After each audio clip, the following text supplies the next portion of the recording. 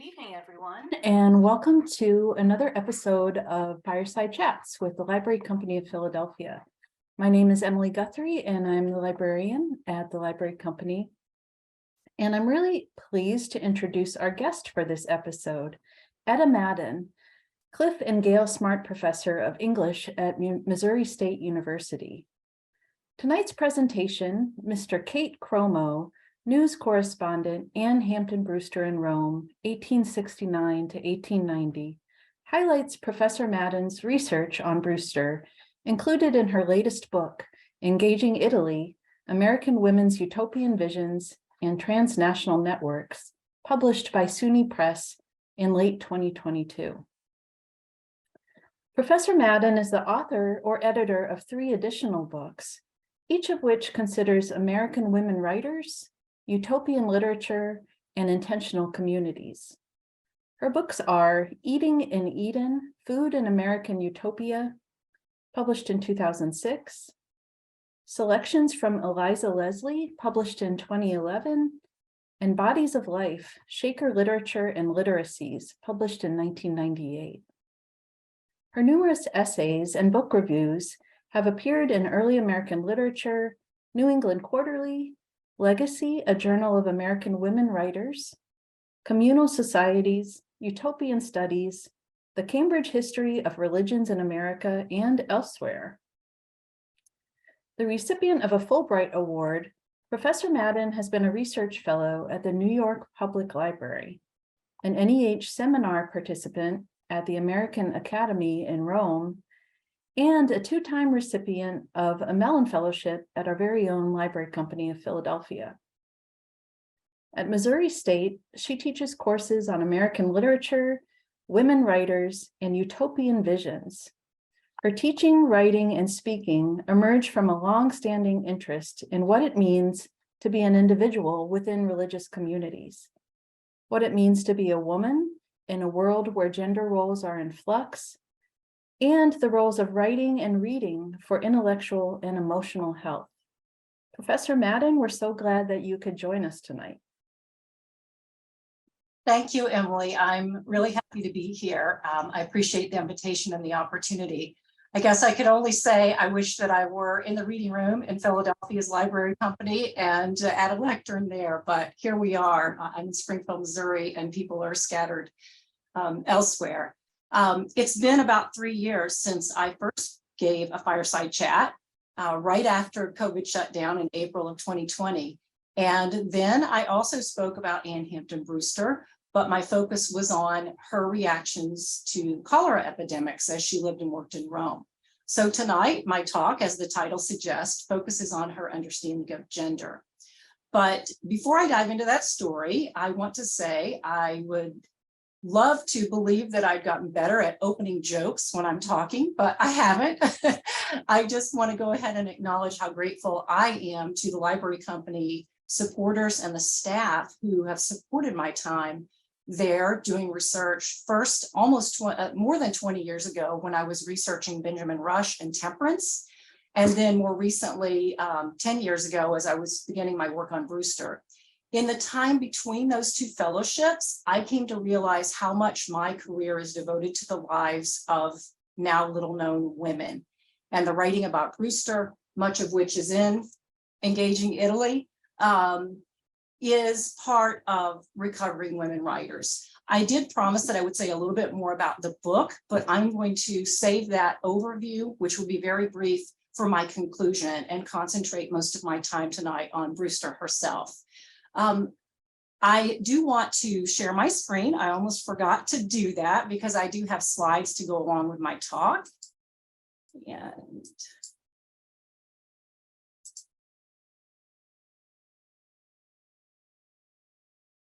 okay, and I guess I just have one question, Emily, before you mute. Is the image of me on the slide or not? I don't want it to be. No, it looks like a title slide with the newspaper. Okay, great. That's perfect. Yep. All right. So what I do want to say before I dive into the details of Brewster as Kate Cromo is that early in the process of conceptualizing the book, Engaging Italy, I was reading Helen Berolini's Their Other Side, which focuses on women whose lives were changed by their time in Italy. And it was during that reading that I came across Brewster's name. Berolini zooms in on 6 major figures, including Margaret Fuller, transcendentalist and news correspondent who wrote about the 1848 European revolutions, and Constance Fenimore Wilson, who was a fiction writer known as Henry James's muse. But then she goes on to list all these other names of different kinds of women that were changed by their time in Italy. And there in that long list was Anne Hampton Brewster, labeled simply a journalist. Now, since I'm intrigued by women writers, and especially a 19th century writer whose name was unknown to me, I read all I could find about her. And one of the most important texts I found was Denise Larrabee's Social Outlaw that was published by the Library Company. And these 2 works really laid the foundation for Engaging Italy, which I began with my work on Brewster. There are many other works that contributed to this study as well, and I'm not peppering my talk with citations. If anybody is interested, I'd be happy to share some of those with you later. Now, the title, Mr. Kate Cromo, does not come from Berolini's book, and it does not come from Larrabee's book, and it does not come from Brewster herself. You might imagine it comes from someone else who was sort of making fun of Brewster, and that was her one-time friend, Mary Agnes Tinker. Tinker fictionalized Brewster in a novel called By the Tiber, which was published in 1881 when they both were still in Rome. In it, Kate Cromo is a journalist whose chameleon character shifts to sometimes go beyond boundaries deemed appropriate for women, and at other times to remain clearly within those boundaries. Kate Cromo was considered dishonest. Brewster, I believe, might best be considered conflicted about her identity. Brewster's news writings from Rome, often referred to tonight as letters, because that's the way they were referred to in the 19th century, do reveal her rhetorical savvy, and they exude her confidence. Between 1868 and 1890, she sent more than 500 letters from Rome, published primarily in Philadelphia and Boston, but also across the country. This list on the screen is, I'm sure, too small for you to read, but it is in Larrabee's book. A research assistant that I worked with many years ago, she and I located many other newspapers where Brewster's works were republished without her consent. But they appeared from California to the deep South, Louisiana and Tennessee, to the Midwest states of Missouri, Minnesota, and Ohio. And during her 20 years in Rome, she intentionally published in more than a half dozen newspapers. Those are the ones listed. And she was reprinted in at least 60 others, which was quite common in newspaper publishing at the time. The regular columns in the Philadelphia Evening Bulletin and the Boston Daily Advertiser are the ones that won her largest following of readers. They anticipated her weekly reports. If you know NPR reporters, I like to think of Brewster as the Sylvia Poggioli of her day. Now, in addition to writing news from Rome, she also kept extensive diaries, which are at the Library Company. And all of these together help us to understand her chromatic camera. But visual images help us as well. Now, I know this slide is also probably dark and difficult for you to see, but I'll describe it anyway and how I came across it. Early in my research time in 2013, Jim Green and Connie King, who have now retired from the Library Company, directed me to this painting by George Wood, which at that point hung on the wall in the front seminar room of the library. They identified the woman with her back to us as Brewster, visiting the library with her dog, a typical activity for her. This image was really difficult for me to embrace. Now, I know that the librarian, Lloyd P. Smith, is the central focus of the painter, but Brewster was there with her back to the viewer. That was tough for me because it differs so much from the other image I knew of Brewster. This carte de visite with a photo taken by the Fratelli d'Alessandri of Rome in the mid-1870s. And that's the image that's on the front of Denise Larrabee's booklet. It was taken at the height of Brewster's career in Rome. And here she appears as an elegant woman in a classic Roman pose, reclining. And she, rather than a librarian or her dog, clearly demands our attention. Additionally, what came to strike me was how much this pose is similar to Antonio Canova's famous sculpture, the Venus Victrix, which was sculpted for the controversial and highly sexualized Pauline Bonaparte. I like to think of it as Pauline Bonaparte's selfie. For the photographer, Brewster presented herself quite confidently for a 50-something-year-old woman. Yet despite the sensuality the pose might suggest, she is tightly wrapped in black velvet rather than naked and only partially draped. Brewster, I assert in the end, remained a proper woman, and she eschewed intimacy. These images, I believe, tease us with their contradictions and complexity, just as the title, Mr. Kate Cromo, does. They suggest at least two faces of Brewster. One, a demure young woman with her dog, not revealing herself to her audience. The other, begging to be seen, although fully clothed. These are nuances that I want you to keep in mind as we consider Brewster's career abroad. Before I go further with that, I want to address the question of what took Brewster to Italy. And to do that, I have to go back into her early life in Philadelphia. And then I'll move again back into specifics of her writing while she was in Rome, both in her newsletters and in her diaries. So very briefly put, Brewster went to Italy to escape her brother Benjamin's control and to experience the freedom that she understood many American women felt while they lived abroad.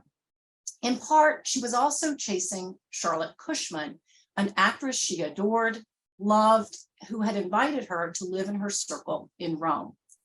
Now, these reasons for Brewster's going abroad take us to Philadelphia, where she was born in 1819. Her family descended from the Mayflower Brewster family, and although she was born into what might be called a life of privilege, her home life in her early years was not without troubles.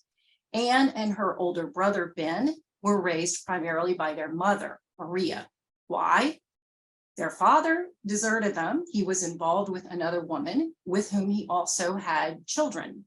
He eventually separated from his wife, Maria, when Anne was about 16.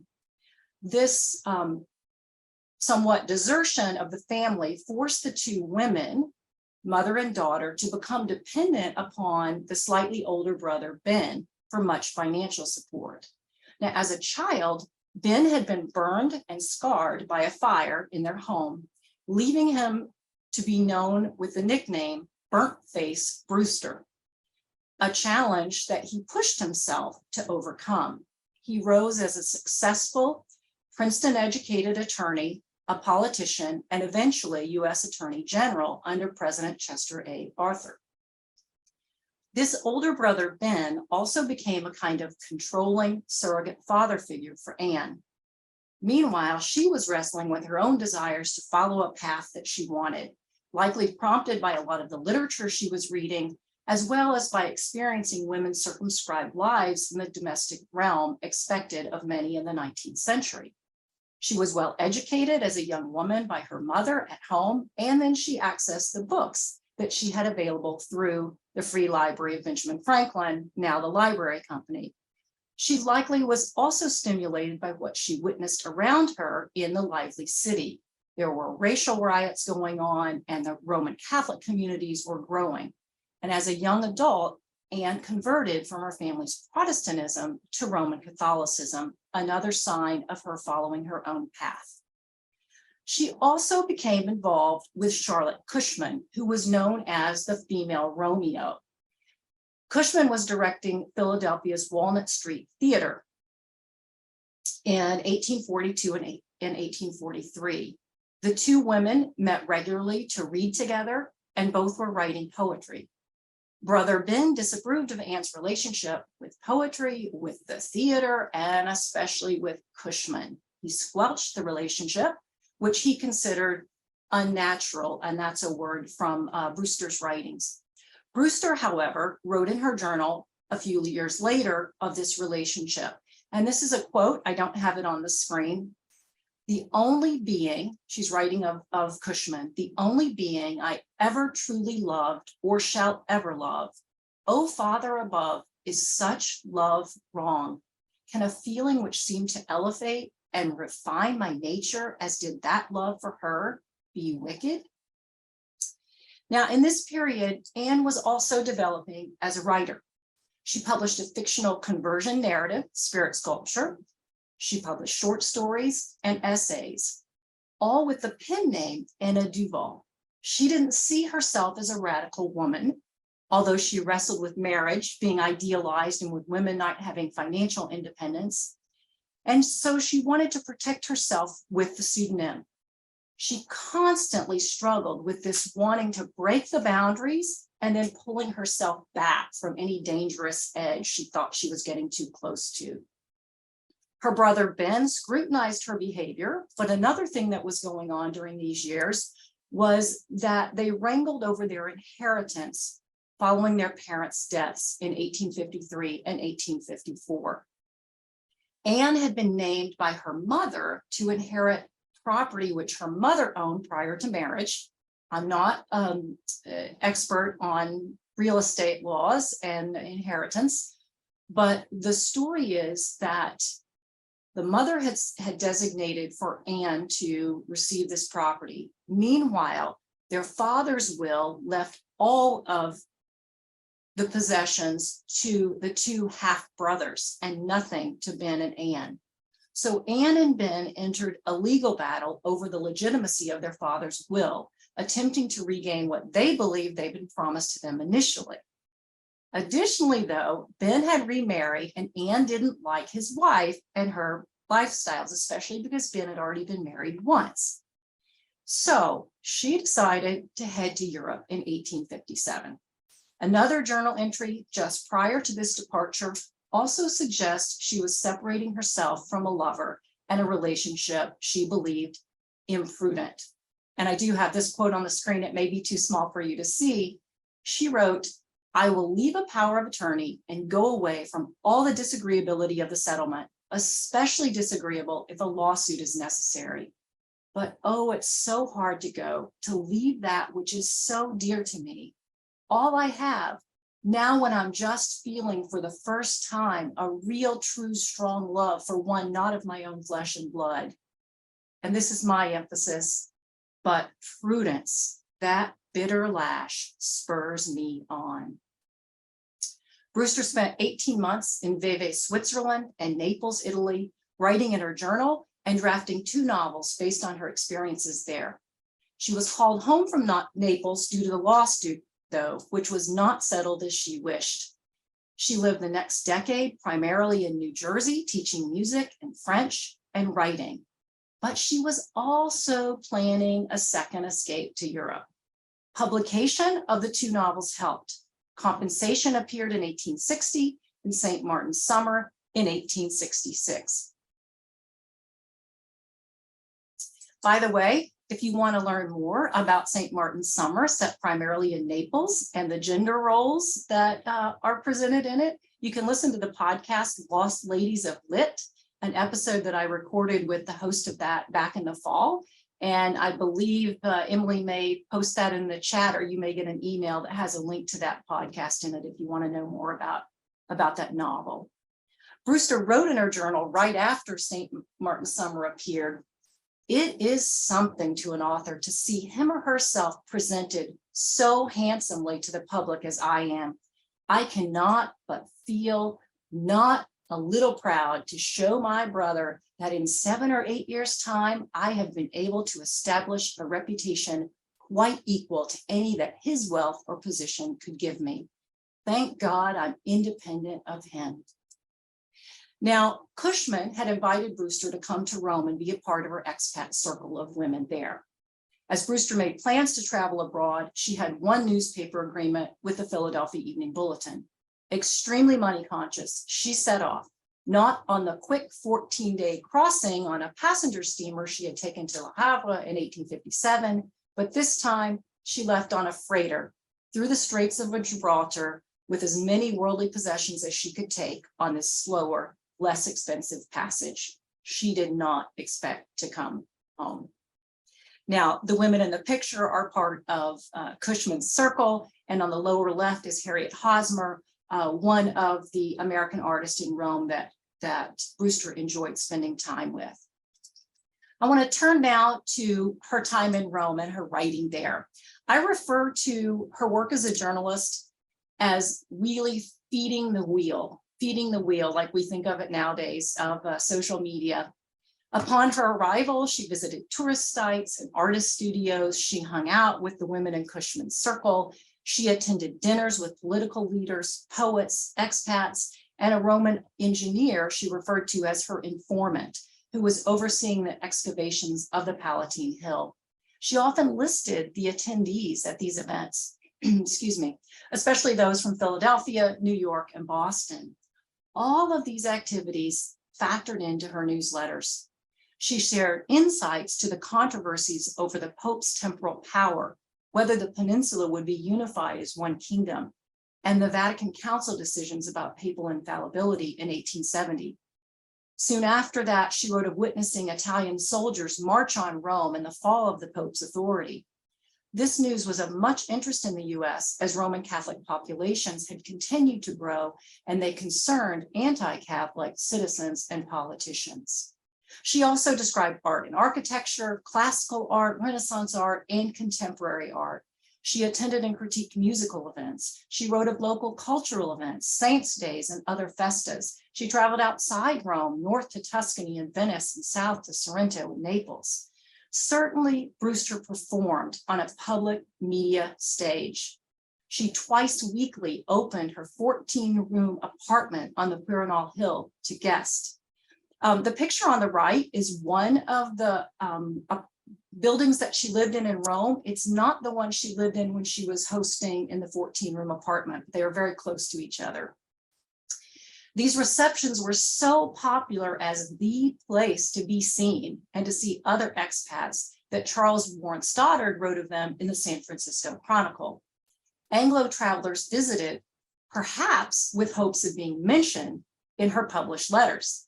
In short, she gave readers back in the US a taste of expat life in Italy, but more importantly, and relevant to today's social media, through the name dropping in her letters, she created a news feed that kept readers hooked. They not only got to know who was there, they can imagine that they might be named in print when they went abroad. So she fed both the traveling industry and her own writing career by engaging US readers in this way. Brewster knew that she created rather than merely report the news. Although she wrote that she, quote, simply stated a fact when she wrote of the Vatican Council, rather than rendering any judgments as she wrote updates on it. She listed European news reporters' biases and how they created the news as well.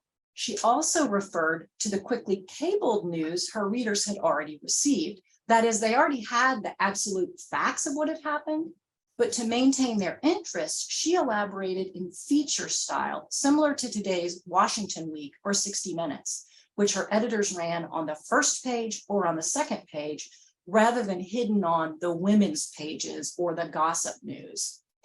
Overall, these published letters illuminate her positive presentation of Italy and the humor and cleverness of her constructed persona.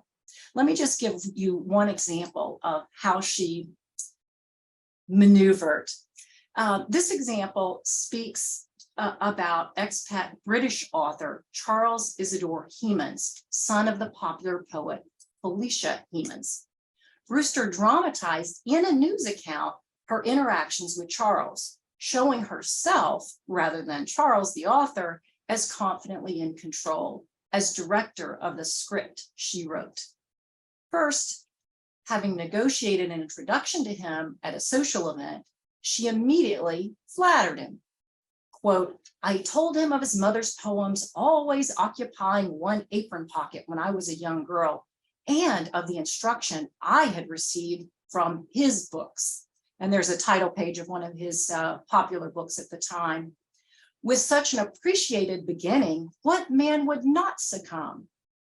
Then, when Hemans visited her home after the social event, she greeted him with his new book in her hand, explaining that she just happened to be reading it and pointing out how far she had cut the leaves.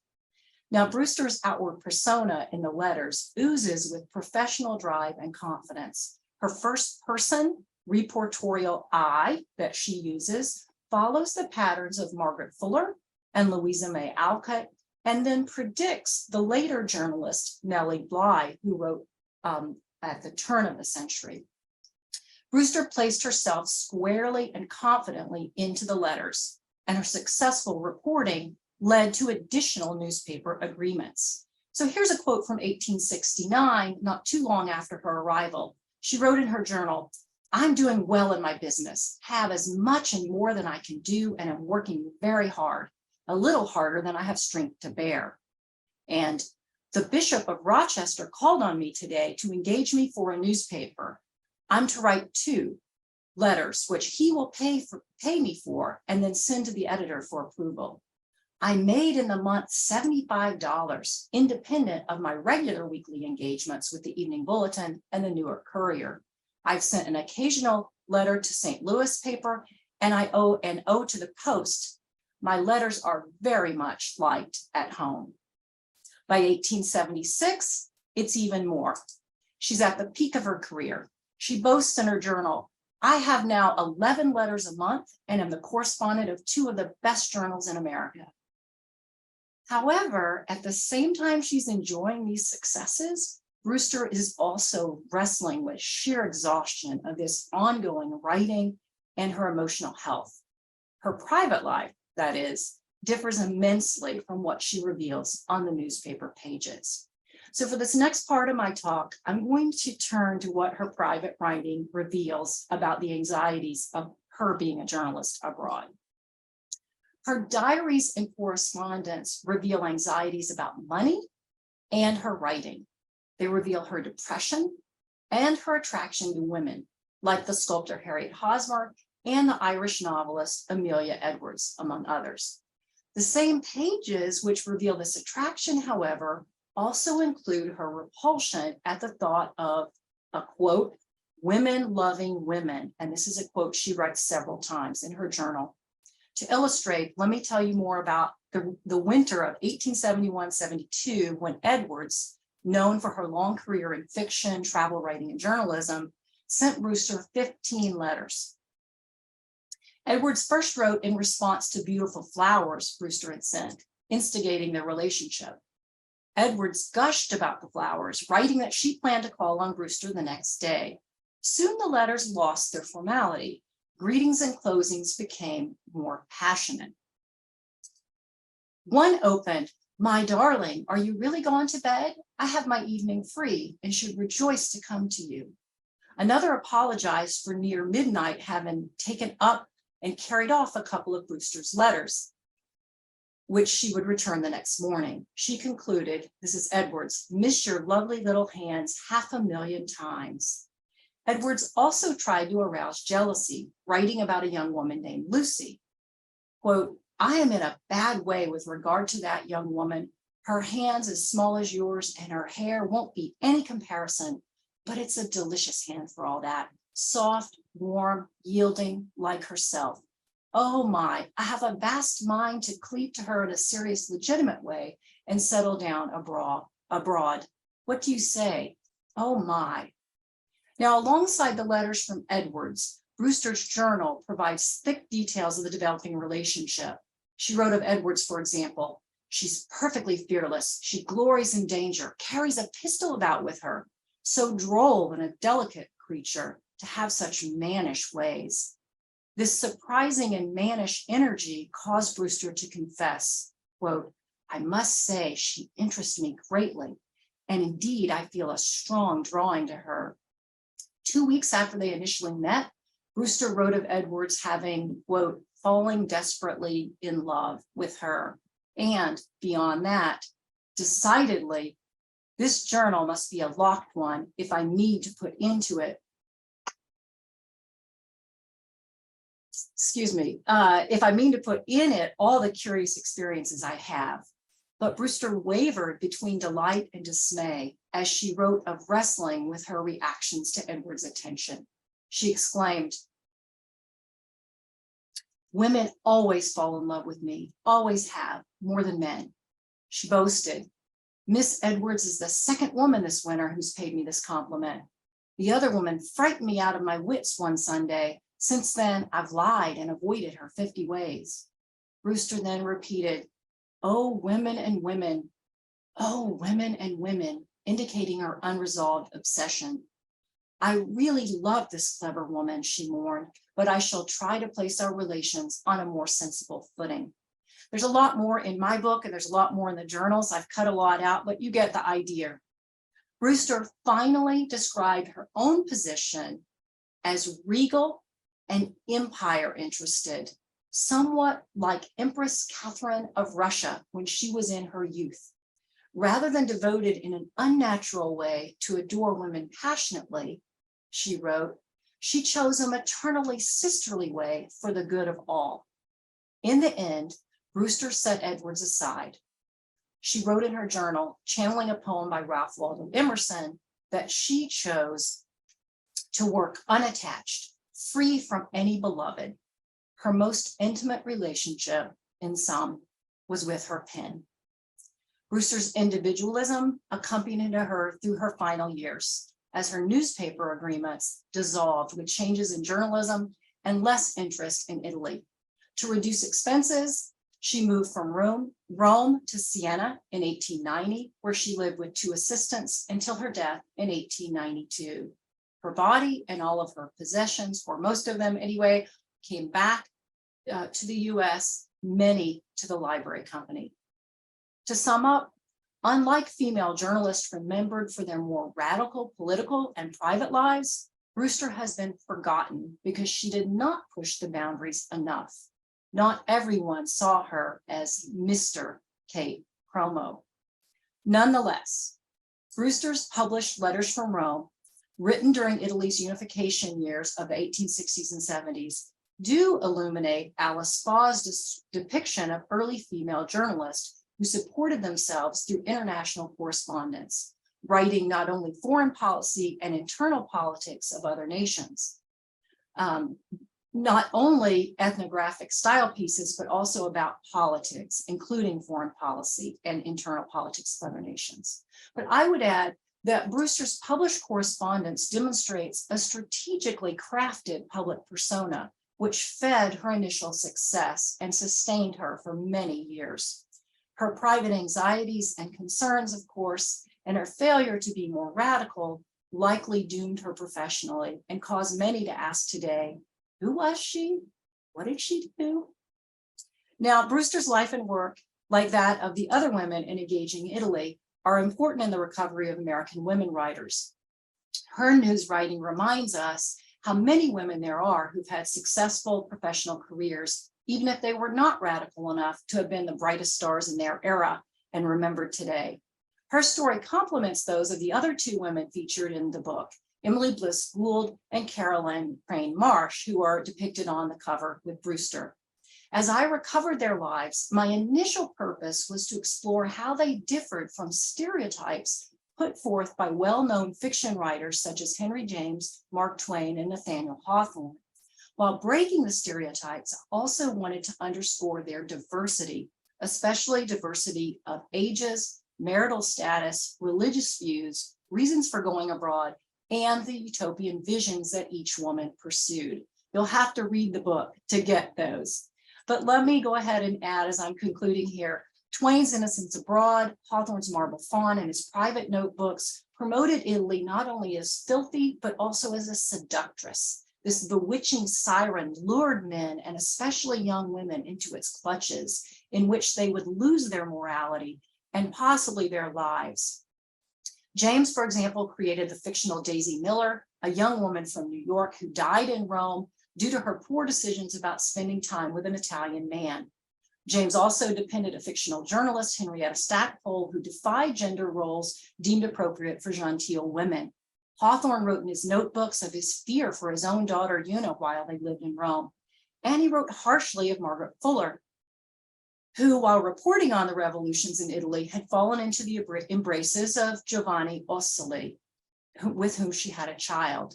Against this backdrop of stories of American women in Italy, I began to explore Brewster, and thanks to prompts by former Library Company archivist Connie King, I dove into the lives of New Yorker Gould and also New Englander Marsh. Very quickly, Gould went to Italy with her husband, a retired naval physician, in 1860, supposedly for reasons of her health. She established an industrial school and an orphanage in Rome in 1870. She located buildings, organized curriculum, and hired teachers. She generated annual reports, fundraising pamphlets, letters to political and religious leaders in Italy and the US to foster the institution's growth and continuation. Today, the Istituto Gould in Florence bears witness to traces of her past and its ongoing influences. Marsh went to Italy in 1861 as wife of the US ambassador. Working with Gould when she moved to Florence in 1865, Marsh also became involved with a girls' school and orphanage there. She raised funds for it in the US and oversaw teachers, but she did this while maintaining her duties as an ambassador's wife in a variety of service roles. She oversaw a complex household of family members, visitors, and staff. In addition to her letters and diaries, she wrote poetry and encyclopedia entries. She did all this while labeled an invalid, the 19th century term, of course, for the ill health that made it difficult for her to walk and stand for long periods. These women went abroad later in life, rather than as young women, like the fictional Daisy Miller. They knew each other, but to claim that the three were close friends would exaggerate the nature of their relationships. Rather, their shared citizenship and language linked them through networks of transnational concerns. Yes, they followed their callings or utopian visions, pursuing their passions, but each also in the process recognized her limitations while living in a culture not her own.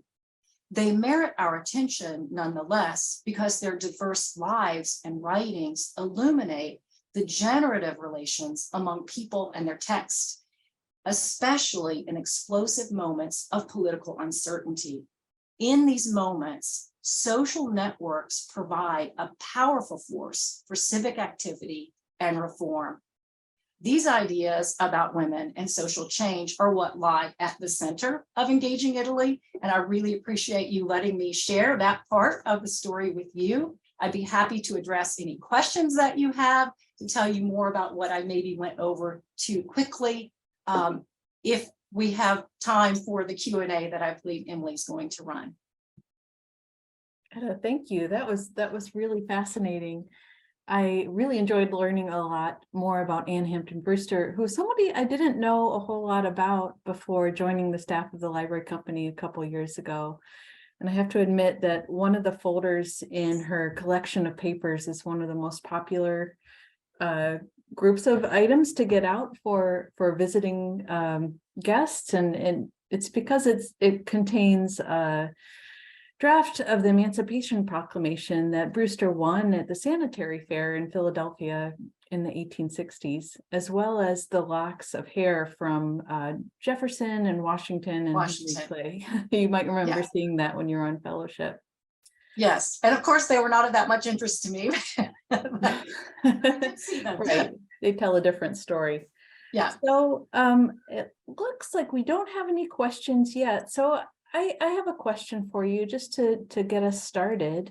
Sure. And you said that one of the reasons that Anne Hampton Brewster first went to Italy was to chase Charlotte Cushman. And I'm curious, whatever happened with that? You know, did Charlotte Cushman want to be chased, and did they rekindle their relationship? Right. So that's a great question. And I'm glad you asked, because I don't do it justice in the talk. And I use that term very broadly. They did reconnect briefly right before Anne went to Italy. And there is also the invitation that Anne can come and live in this circle of women. It is not a promise that Anne and Charlotte are going to be in an intimate relationship. That seems to be over. But what I see in Brewster's journal as she's planning to go and as she gets to Rome in late 1868, I think she has both an image of Charlotte Cushman as an older woman who has always done what she wanted to do, pulling her, this sort of magnet of independent woman in Italy. And I think there is perhaps also maybe a dream that things might work out. But almost right after Brewster gets to Rome, she begins to write in her journal about how horrible she believes Cushman is. Cushman is involved with another woman at that point, and there's also a try. I showed the picture of two women that she was involved with, and there are struggles and fights. Brewster also writes, and I have it in my book. She writes at length about an out-and-out physical fight in one of the apartments. It's pretty brutal. Yeah. And that is not civil as far as Brewster is concerned. So it is very sad, but Brewster does go on to write an obituary essay about Cushman after Cushman dies, breast cancer. So it's quite sad story, and several people have written about that. Huh. Okay. Interesting. Wow. A fiery end. Yes. Yeah. And you didn't ask, but I will tell you that Amelia Edwards, the Irish author, that she is married to a woman that she travels with and wears a ring. So I didn't do that in the talk, but there you are. Okay. Okay, great. Well, we have a question here from Carmen Valentino, and Carmen asks, have you been able to decipher the meaning in Anna Duval? Do you mean if it's a code name? And if so, I mean, the only thing that I see is that Anna is the reverse of Anne, so it's turned backwards. But if we also turn Duval backwards, it's Lavid. So I actually have not given it thought beyond that. If you have a suggestion, please send it to me. I'd love to. Okay. We'll see if Carmen has any kind of follow-up comments on it. But often when people ask a question, they have an answer in mind. So I'm happy to get that answer. I'm guilty of that. We have another question from an anonymous attendee who asks, I am sure this is a question that you answer thoroughly in your book, but what was it about Europe and or Italy that gave American women a sense of freedom that they did not feel stateside? That's a great question. That is a great question, and I'm not sure that I do address it fully other than giving a lot of examples. And so I'm probably not going to do a decent job of answering it right now. One is, I think, the sheer distance, but part of it is the tradition of the Roman culture that was carried through the centuries in the art and in the architecture.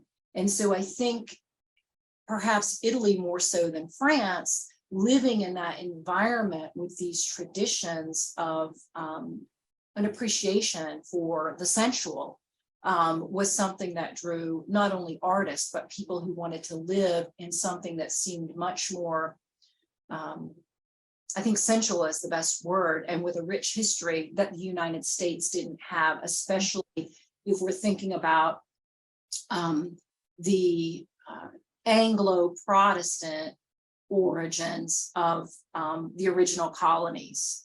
Now, I know there are other parts of the US that have been incorporated by the 19th century that had quite a different heritage. So I probably didn't do justice to that question, and there is a lot in Helen Berolini's book. A long tradition of this temptation and the ability to be free. Yeah, I love, kind of speaking to the concept of freedom and sensuality that you describe. I love that she chose to pose as in the odalisque posture for the carte de visite. We have another question. What connection from Anne's writings and your own opinions do you see between Anne's formative family experiences and her interpersonal life as an adult? Well, one that comes to mind immediately is this really fraught relationship with her brother. I describe him as controlling and probably describe him in a way that makes it seem like she absolutely could not stand him. But just as she wrote about women loving women in a quite ambivalent way, she also wrote about her brother in a very ambivalent way. She loved him dearly. It was honestly a love-hate relationship. She admired what he was able to do. She wrote of her love for him. He just wasn't living the way that she believed he should be living. And so that fraught relationship with a brother, definitely, I think we see in her life in Italy, and I'm sure it started early. I think what she knew of her father had to have been really tough on her. Again, I'm not sure I'm answering the question very well, but definitely those, her love for her mother. People have talked about why she was attracted to Roman Catholicism, and they've said, oh, well, she loved her mother. She loved the place of women and Mary in Roman Catholicism. So, I think those were also probably factors that came up later in her life as she was living abroad. So I hope this won't put you on the spot, but I've been put on the spot a lot. in learning more about you, I saw that you sometimes lead trips to Europe. Yes. That have a literary focus. And I wonder if you've led a Brewster themed trip, or if you could, what that might look like and where you might take your. Oh my gosh, I would love to do that. I would love to do that. So I'm actually taking a group this summer, if all goes as planned, and a very small group, and we'll be focusing on religious syncretism and saints' lives. But I've already told them I'm going to show you all the places that Anne Hampton Brewster. Sign me up. Because one of the things that I do is to try to emphasize we are travelers. We are going abroad with our stereotypes, our preconceptions. And so I try to throw out some of the preconceptions from the 19th century about how Italy seduced people and what it promised them. Of course, Brewster lived primarily around the Spanish Steps, which is where so many expat authors and artists live. And so it would include visits to some of those places like the Keats Shelley Museum. That's a great starting point because they actually have a map on the wall there that designates where all these different expat authors lived. And so you can, from there, go out to these various locations. I also would visit sites associated with Margaret Fuller, because I see Margaret Fuller as foundational to the story that I tell about Brewster. And that's also in the first part of my book.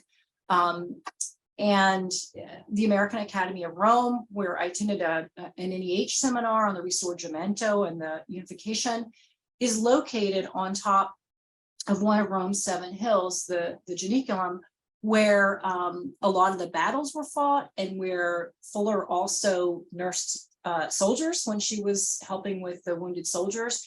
And so a trip about Brewster wouldn't just be a trip about Brewster, and it would also be about Nathaniel Hawthorne and the places that he describes in the Marble Faun. And I also have done some of that on past trips as well. Okay. That's probably a long answer, but we would definitely go see the sculpture that is loosely labeled the Hermaphrodite, because that is something that we know that Julia Ward Howe saw, and then she wrote a manuscript about this character that is gender presenting in different ways, and then also has troubles deciding about how to live and be in relationship. And so I also would go to visit that. Okay. Wow. And That I'm sounds sorry, fantastic. putting me on the spot. I don't remember all the exact names, but I could take you there because I know right where it is. That sounds great. And our guests tonight can learn more about your trips on your website, of course. Yes, yes. There is one more thing that I would like to say that I was working, not getting too long. And I didn't send this to you, Emily, but if some people might be interested if they want to know more about the news stories. I am part of a project called the Digital Recovery Hub for American Women Writers through the NEH. And through that program, I have worked with some of my students and also with former students to transcribe and digitize Brewster's 1869 and 1870 news writings from the Philadelphia Evening Bulletin. They're not front facing yet. This is in process. There will also be essays about Brewster. There will also be a bibliography of all of her news writings that we have found from all of the 60 newspapers, and by date, by page, by state. And so that is in the works. There is also going to be a personography, which is a list that will be searchable of all of the 700 people that she names just in those 2 years. So I mentioned that she stops, she packs her stories with people's names. And so we have a list of those and they're cross-referenced, and so it'll be searchable that way. Oh, fantastic. Is that any of that available? I don't have, none of it's available yet. Okay, it's in the works. Believe me, I will let the library company know when it's because Connie King was very helpful in some of that and getting started with it. Yeah. Oh, that's great. I'll be sure to let Connie know next time we talk too. We do have another question from Carmen Valentino again. Okay. And Carmen asks, did you ever construct the relationship between Brewster and her young Philadelphia piano/music correspondent? No, and I'm glad you asked that because I have Mary Howell's name down on my notes here. One of the quotes that I read tonight when she's getting ready to leave in 1857, and she's leaving because of this dear love that she has for the first time. So it's not Cushman that she's writing about there. And I have not been back at the library company to go into the Mary Howe correspondence, but I wonder if that might be Mary Howe because the timing seems like it might be about right. So there's a whole packet of letters that came to the library company later than a lot of the materials from Brewster did, and they're with this musical friend, Mary Howe. She writes at length about Howe in her journal while she's living in Rome. But no, I have not pieced that together, and that would be a book in itself, I think. Well, speaking of which, are you on to any new projects these days? I am working on a new project. Yes, I was using microfilm yesterday, and I'm headed back to Italy next month and be a visitor at the American Academy of Rome. And I'm not ready to talk that much about it, but let me just say it's a growth from engaging Italy. Fantastic. That's a good teaser. Yeah. Oh, and I will also remind people, I don't know what was in the chat, but Engaging Italy paper edition, which came out in the fall, is on sale 30% off through the end of March with a coupon code that is on my website. And you do have to buy it with the coupon code directly through SUNY Press, not from Amazon to get the sale price or any. So excellent. It's a great time. Apologies for the redundancy if you already put that in the chat. Yeah, it might be in there, but that's a good reminder. So, Etta, it looks like we don't have any further questions. So I think we can just wrap up with a thank you for that really wonderful presentation and for, maintaining your connection to the library company. And we certainly hope that your next research project will bring you back to the library company so that we can see you again and possibly host a fireside chat with you in the future. Thank you very much. I appreciate it. Thanks everyone for coming out. All right. Good night. For tuning in. Bye-bye.